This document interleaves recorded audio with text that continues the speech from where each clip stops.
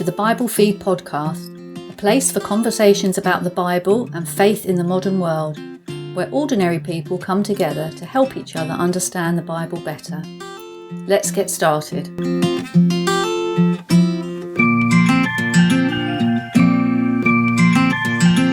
Welcome again to the Bible Feed podcast.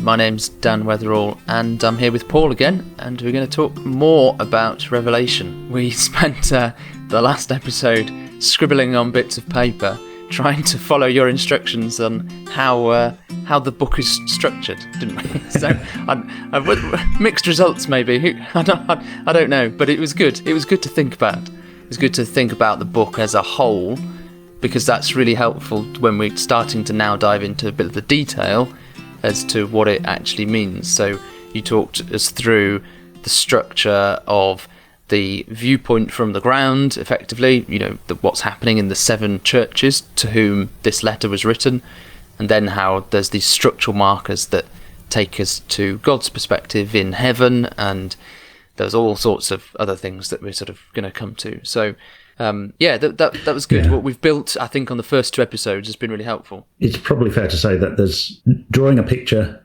however amateurish it might be, is not really a substitute for actually reading the book itself. So although it might help just having that framework in mind and sort of knowing what those structural markers are and some of those structures of the groups of 7 and things like that, what they look like might just help as you're reading it through. And I always find it useful to read a book all the way through. Revelation takes about an hour and a half maybe to read through. You could listen to it on an audio Bible and follow it, and you get through it in about an hour and a half, and pick up on some of those structural points. Good. Yeah, good. All right, good. It'd be good if anyone has done that recently or does it as a consequence of listening to these, and let us know how you get on listening to Revelation all in one go. That'd be a good thing to do. Right, okay, so what are we going to think about now in this third episode? So we're going to kind of pick up on some of those sections and look at them in a little bit more detail. So this time we're going to look at essentially the first 5 chapters. Okay, yep. So that's these letters to these 7 churches in Asia, and then it flips us into this different viewpoint from heaven and this scene of a throne in heaven. Yeah. So that's what we're going to do this time, and then the next one we'll look at those groups of 7, the seals, the trumpets, and the bowls, and then I think the next one after that we'll look at this discrete section in the middle that has beasts and dragons and images of beasts and things like that in. So we're going to just pick different sections and look at them. So we're building up to the most exciting part then, the bit with the dragons. Yeah, and the mark of the beast. And what that. Yeah, that's what we want to get to. About. Yeah. Excellent.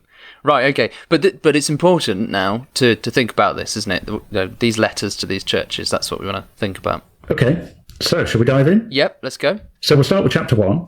Just because we've read it in so many times, I think we should just read chapter 1, verse 3 again. Now, blessed is the one who reads aloud the words of this prophecy, and blessed are those who hear and who keep what is written in it, for the time is near. That's the headline verse so far. And I think right at the end of the first episode, we started to read the first thing that John saw in this section. So verse 12. Yeah. I turned to see the voice that was speaking to me, and on turning, I saw 7 golden lampstands. So, and naturally, you're kind of picturing these things in your mind as you go through. And in the midst of the lampstands, one like a son of man, clothed with a long robe, with a golden sash around his chest. The hairs of his head were white, like white wool, like snow.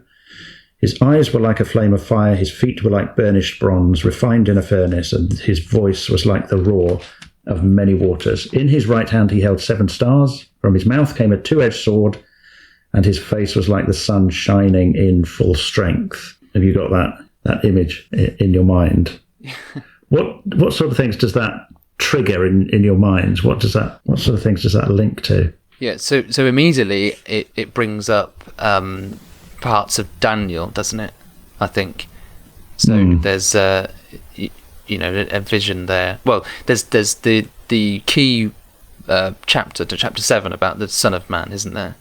Yeah. But then there's other figures that appear in vision to Daniel that appear similar. So am I going the right way? Yeah, Daniel is definitely definitely a place to go. So you mentioned Daniel 7. So you've got, verse 9, how you've got thrones are placed, the Ancient of Days took his seat, his clothing was white as snow, the hair of his head like pure wool, etc. So you've got almost a representation of God there, which is interesting. And then verse 13, behold, with the clouds of heaven there came one like a son of man, and he came to the Ancient of Days and was presented before him. So I thought about that. We looked at that a little bit in one of the Matthew episodes, because Jesus alludes to this passage. Oh yeah, I remember that.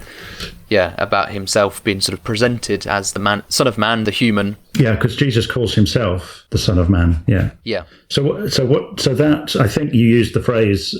He was the exalted human. Yeah. So Son of Man is a human, isn't it? It's one of the class of mankind. That's what it means.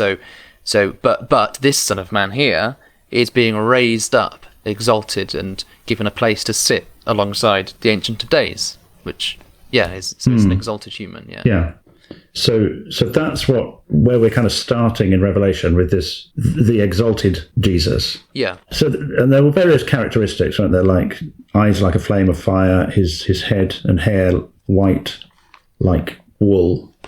I actually just noticed that when you read that from Daniel 7, there's some similar descriptions that are of God in verse 9. Yeah. As I looked, thrones were placed, the Ancient of Days. His clothing was white as snow, and hair and head like pure wool. His throne was fiery. It's not identical, but it's got some similar features, isn't it?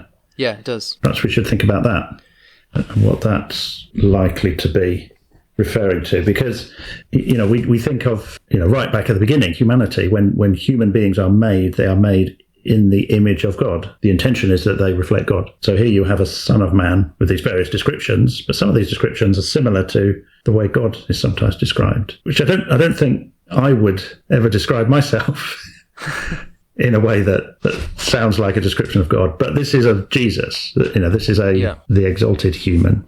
Yeah. He's the perfect image of God. He's sort of the one that has done it, and where we've all fallen short. That's kind of the point, isn't it?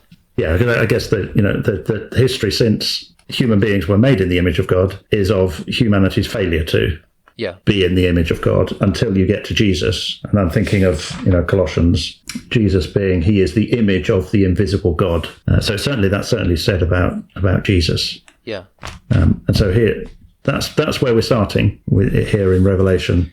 So John turns around and sees in the vision sees a representation of Jesus standing among 7 lampstands, which does it say that they are the 7 churches? It does, doesn't it? It's right at the end of chapter 1, and then at the beginning of chapter 2, whoever this figure is walking among the 7 golden lampstands, which I think is, if those lampstands are those 7 represent those 7 churches, here's this figure, this glorious figure, but he's walking among the lampstands. He's there with the churches, with the lampstands, and he's concerned about the people in those churches and those communities and how they're getting on and the challenges that they're facing. Yeah, and he's sort of representing God in the sense that, he's, as the Son of Man in Daniel, has been given power and authority and so on. So he's, on God's behalf, showing care and compassion and is interested in the welfare of his churches. Yeah. Okay, so that's a good starting point. And that takes us then into chapters 2 and 3, where we move into these letters, and they're clearly letters which are concerned about the welfare of those communities of Jesus followers.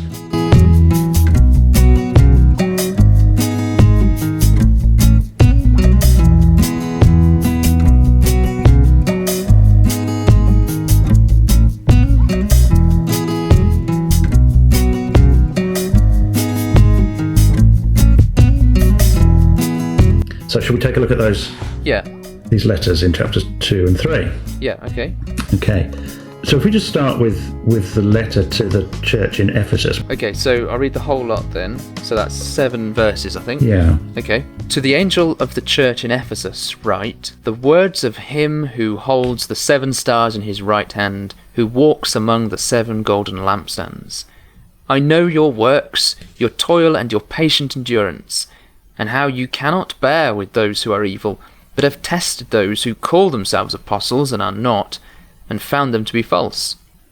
I know you are enduring patiently and bearing up for my name's sake, and you have not grown weary. But I have this against you, that you have abandoned the love that you had at first. Remember therefore from where you have fallen. Repent and do the works you did at first. If not, I will come to you and remove your lampstand from its place, unless you repent. Yet this you have, you hate the works of the Nicolaitans, which I also hate. He who has an ear, let him hear what the Spirit says to the churches. To the one who conquers, I will grant to eat of the tree of life, which is in the paradise of God.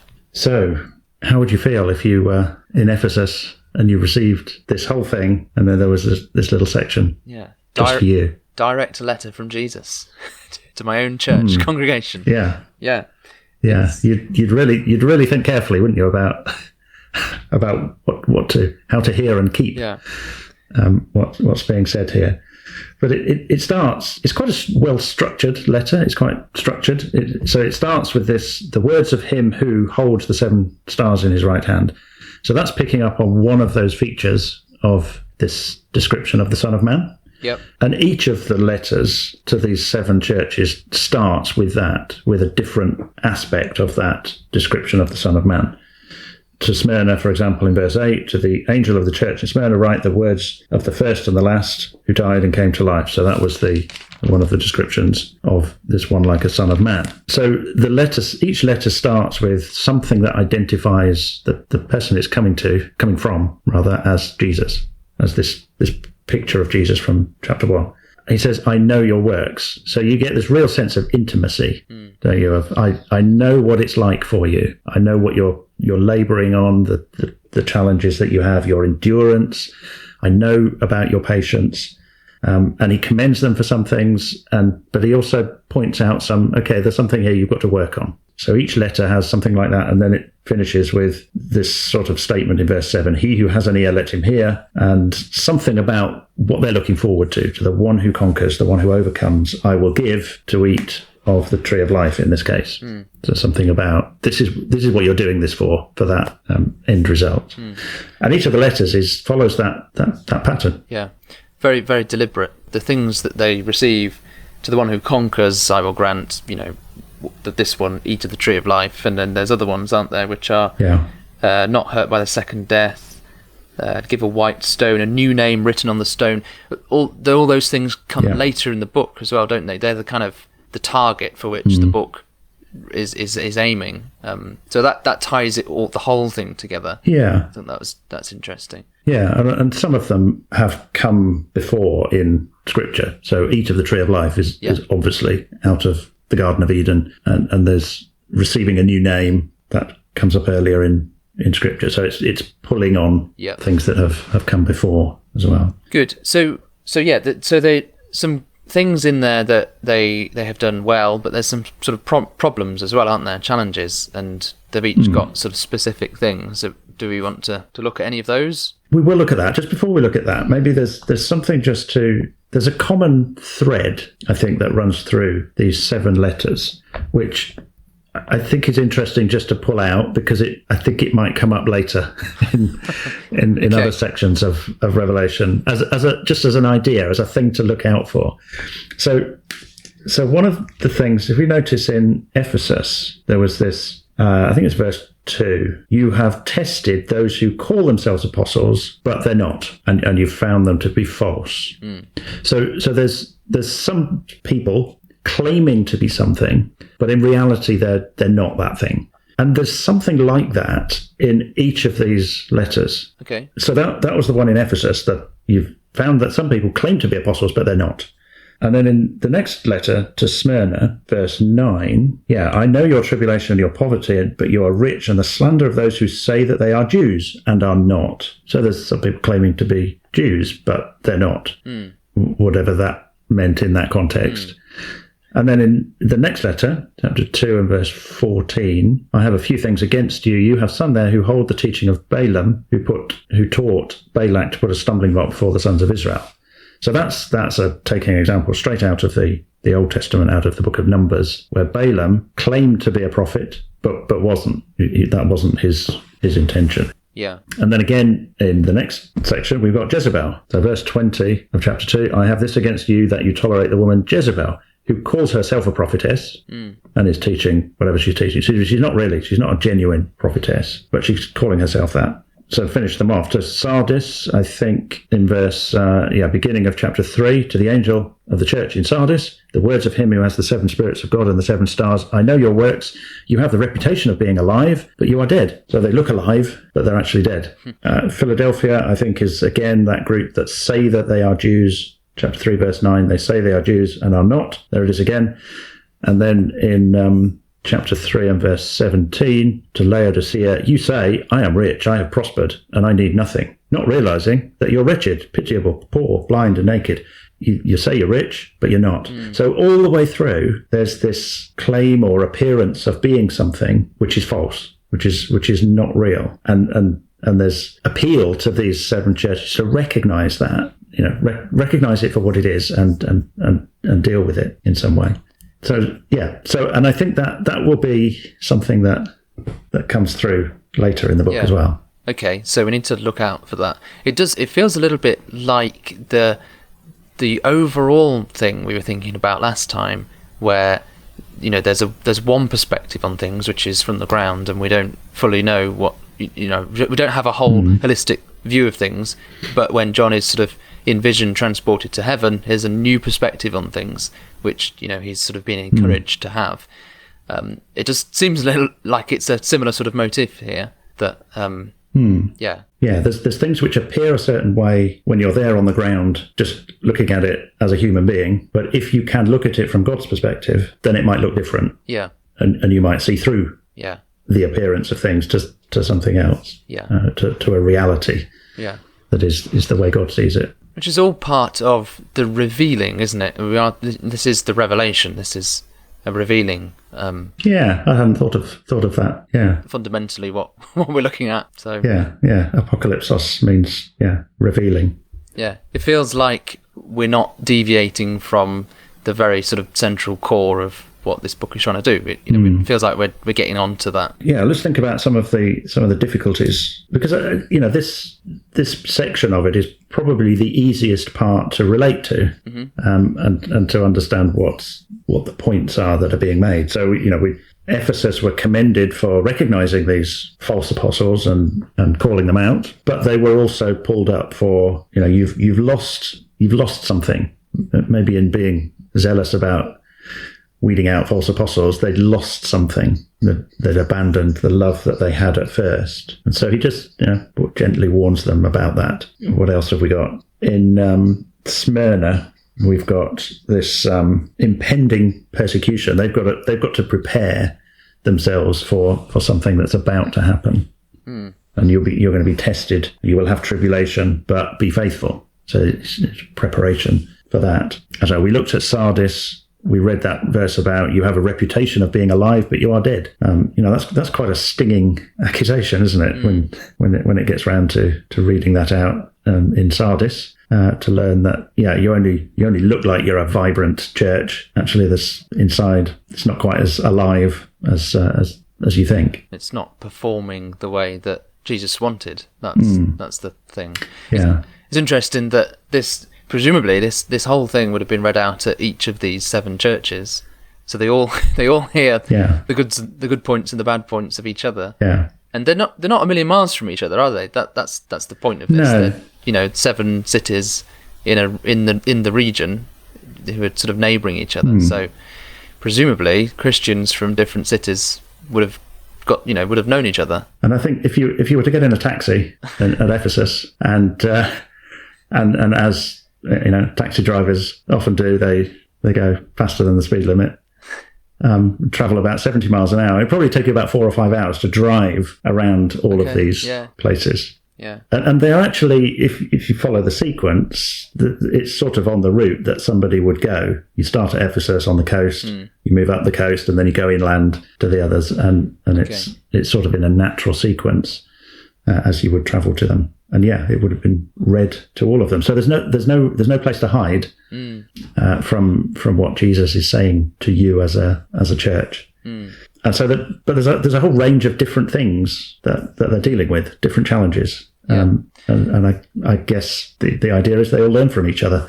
Yeah, absolutely. And they're all sort of reflective of the situation that we sort of painted in the first episode of, this expectant community waiting but suffering, at different times. There's the rise of the imperial cult, which is sort of trying to enforce emperor worship, and yet Christians don't want a part of that at all. So they're being persecuted for it as well. So yeah, all these different problems that they've got, some of them are responding in maybe good ways, and then some of them perhaps aren't. Although there's not that much emphasis on them being persecuted through the court. It is there in some places. In Smyrna, it's about to happen. It hasn't happened yet, but it's coming. There's obviously been a little bit of an issue in Pergamum, where in the days of Antipas, who was killed among you, and there's this tension with whatever the Jews or the synagogue of Satan represents. There's not, the issues are more about how the churches are just operating and working as communities and as light stands to the cities and the surrounding areas. Yes, the persecution is there, but and actually the timing of it around in Domitian, there had been periods of persecution in Emperor Nero and so on, but it was still the worst of that persecution was still to come, really, towards the end of the time of Domitian. So it's a little bit of a preparation for it, rather than being in the thick of it. I think. Yeah. Okay. And there's other things that they need to look out for, look at themselves. So, okay.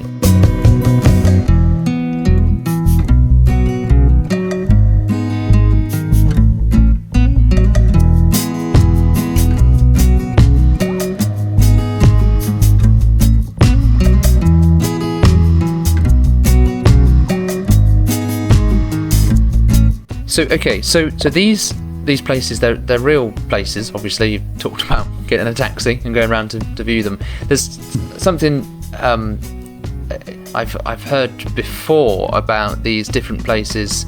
What's being said to each of them, or some of them, has a bit of a relevance to the place where they are. And the only one I can think of is the famous Laodicea is described as lukewarm, and there's these is it hot water and cold water comes from different springs, and in Laodicea it is renowned for just lukewarm water, which you really can't, you don't want to drink.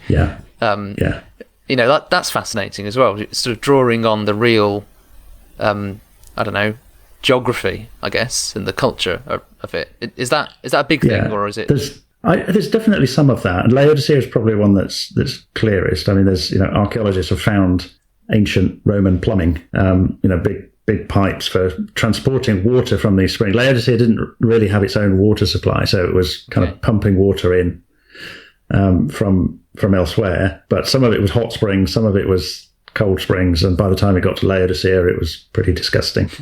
And this Roman plumbing is really furred up with limescale, so it was probably not pleasant to drink. So definitely that sort of illusion in Laodicea. And there's a couple of other things. Philadelphia was just destroyed 3 or 4 times within the space of 200 or 300 years by earthquakes. And, so the reward is you will be a pillar, because the only building that survives is the one with the stone pillars in an earthquake. And there's a Satan's throne I think it's in Pergamum, and there was a big kind of altar to Zeus, which looks like a throne, looks like a giant seat. So there may be some things like that. I mean, there's quite a good book, another recommendation, but it's a very different kind of recommendation from the Richard Borkham essays. There's a book called Revelation Road.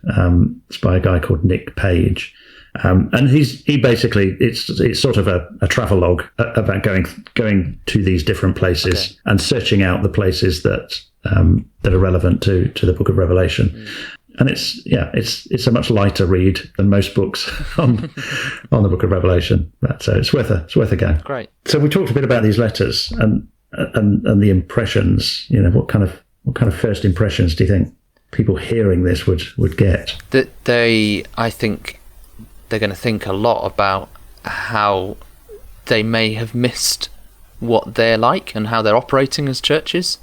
I think that's this would really get to you. I think if you've suddenly been told you think you're this, but actually you're this, or you may have done this, but you're letting these people in, influence your church and how you deal with things, and yet they're not apostles, or that kind of thing.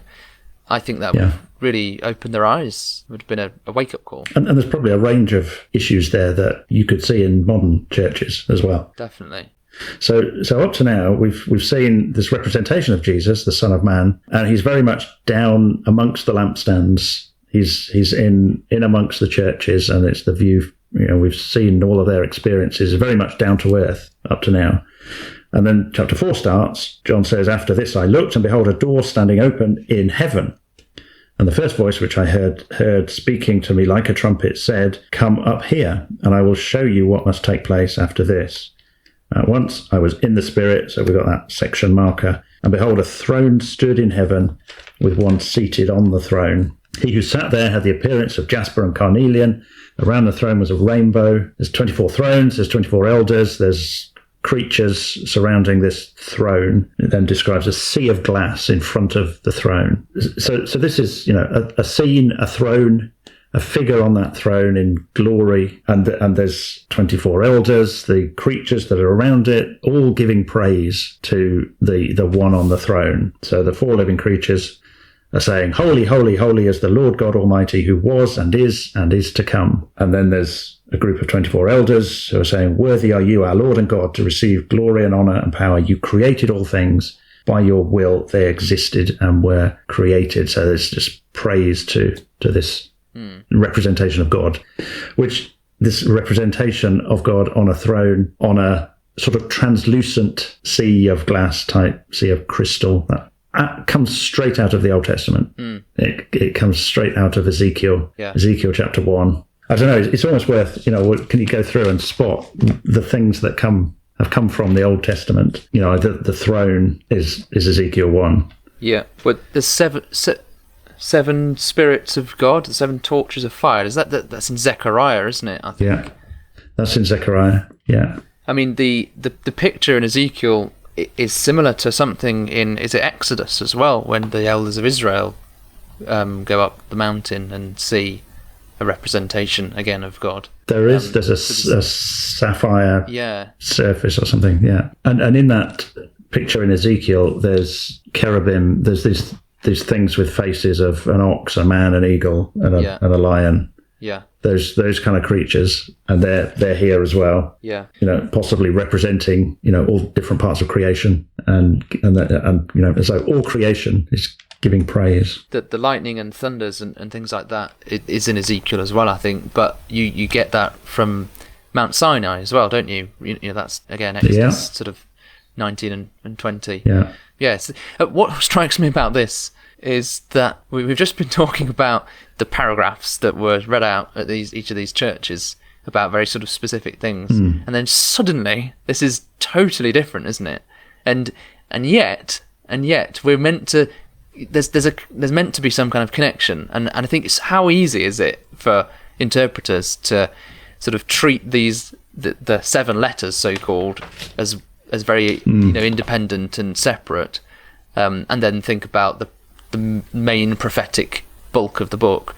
You can see how easy it is to do that, but I think what we've got to do, what I've got to try and do, is remember, keep in mind those things we've thought about in the letters as we go through the rest of the book, because presumably there's some connection. They're addressing the same sort of things and issues. Is that right? Yeah, absolutely. And this picture of the one on the throne and the various creatures giving praise, that's drawing from Ezekiel. In Ezekiel, these things, they're almost like vehicles. Yeah. The chariots that this figure on the throne is controlling.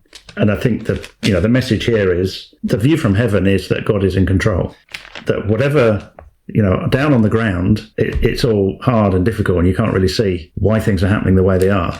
The view from heaven is God is in control. So I think that's part of what the different perspective is. Yeah, I think that might pull through in Ezekiel as well, because thinking about the time of Ezekiel, sort of in the middle of the captivities and the exile to Babylon, where everything seems terrible, and this is a representation of who really is in control, and it's God, and there's a very specific thing there, isn't it? Because this representation of God's glory leaves the temple and then comes back in the end. So it's doing something very specific.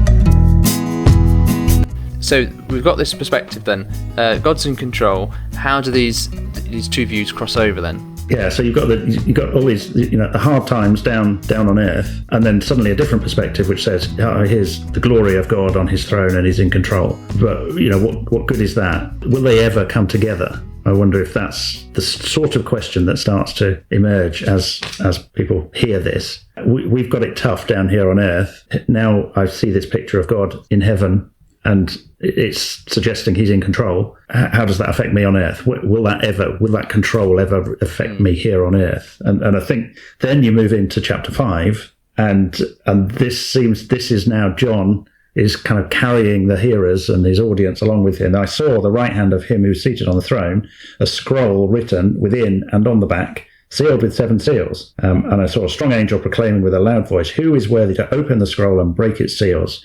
So there's a problem emerging, which is it's like this down on earth, but God is in control. How will that be resolved? How will God exert his control over things and bring heaven and earth together? And here, the suggestion, the hint is the answer is in this scroll.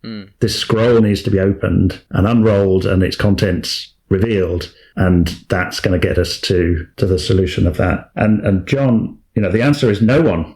No one on heaven or on earth or under the earth was able to open the scroll or look into it. And it says John began to weep loudly because no one was found worthy to open the scroll or look into it. And you can feel the audience going along with that as this unfolds. Yeah. The hearers are sort of sharing with John here. I really want to know what's in this scroll and how it's going to bring God's control. Yeah, absolutely. To earth. But then it comes, doesn't it? Not too long after, straight after that we get the answer. Yeah. Yeah, that someone can, where is it? Verse 5, one of the elders said to me, "Weep no more, behold, the Lion of the tribe of Judah is able to open the scroll." Yeah, the root of David, he's conquered and he can open it. So John doesn't see anything at this point. He's just heard a description. Yeah.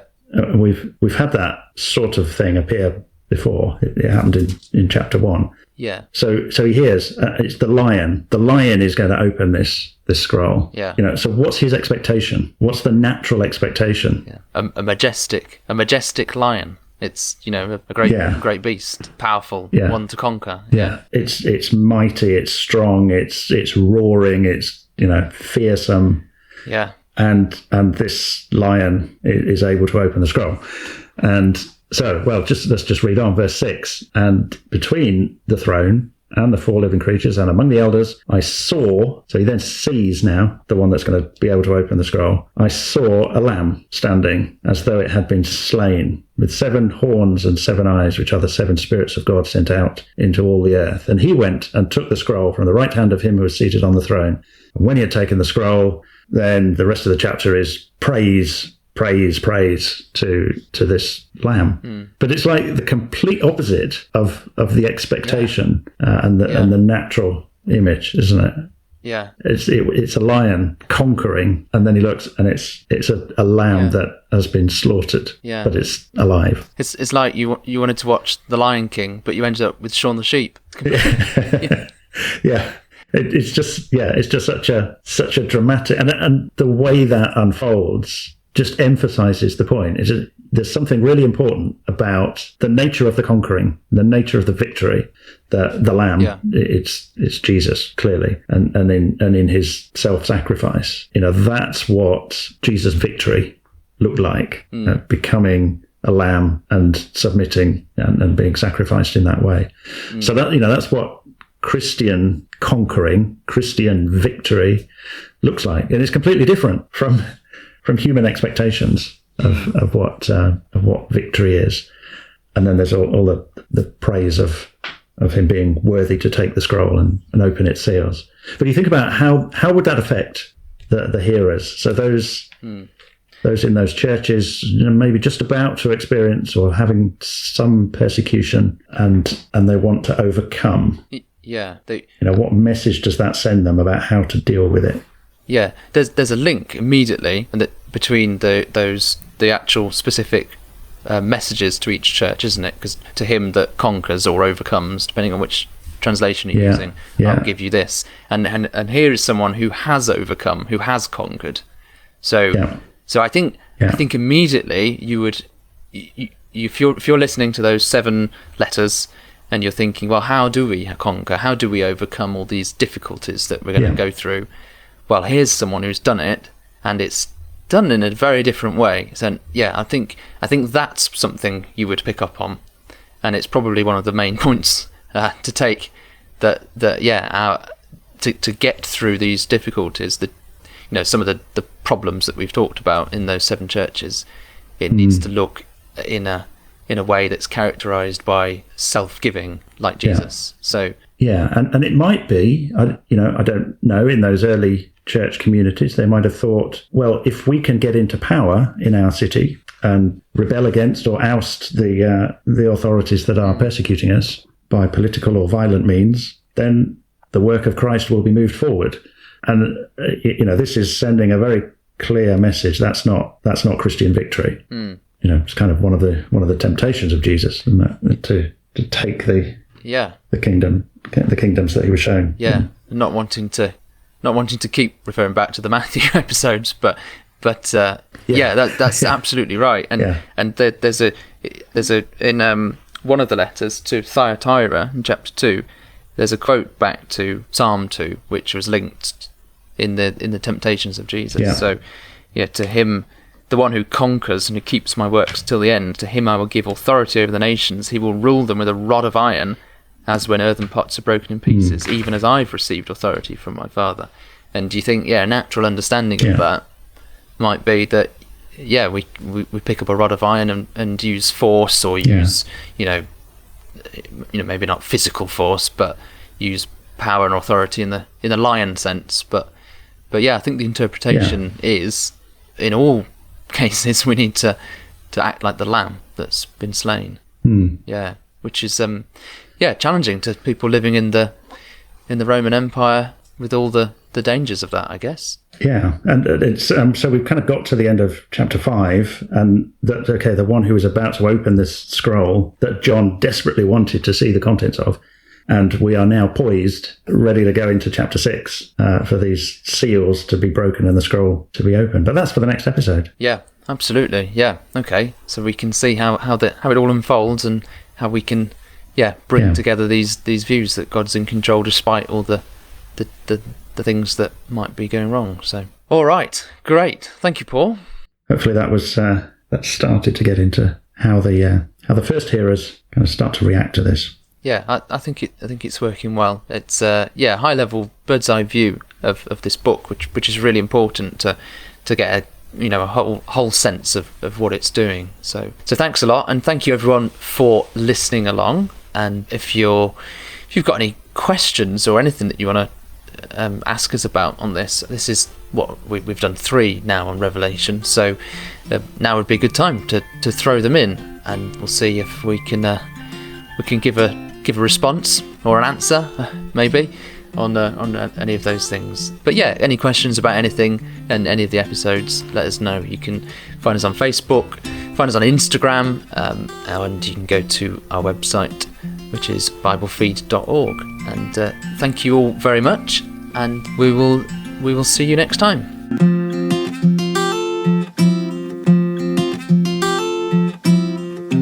You've been listening to the Bible Feed podcast. Thanks for joining us.